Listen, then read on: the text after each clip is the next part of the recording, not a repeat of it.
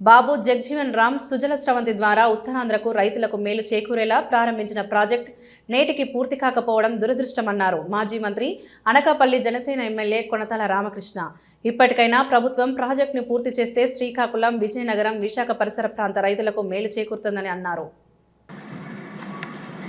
మంత్రి గారి సమాధానం విపులంగా ఇచ్చినప్పటికీ ఈ ప్రాజెక్టులో ఎటువంటి చలనం లేదు అధ్యక్ష.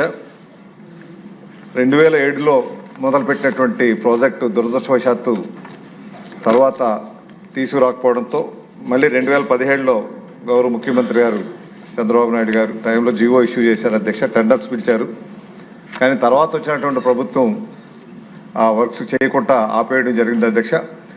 ఉత్తరాంధ్రకు బ్యాక్ బోన్ లాంటిది అధ్యక్ష ఈ కార్యక్రమం.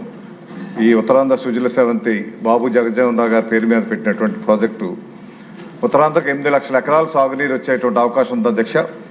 విశాఖపట్నానికి 3,20,000, అదేవిధంగా శ్రీకాకుళానికి, విజయనగరానికి 3,90,000 ఎకరాలు, 85,000 ఎకరాలు శ్రీకాకుళంకి అధ్యక్ష.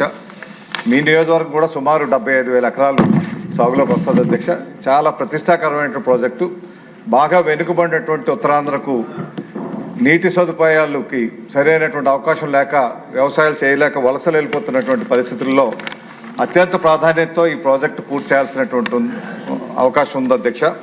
గత ఏడాది అయితే సుమారు 600 కోట్ల రూపాయల బడ్జెట్లో కేటాయించినప్పటికీ కానీ ఖర్చు చేసినటువంటి పరిస్థితి లేదు అధ్యక్ష.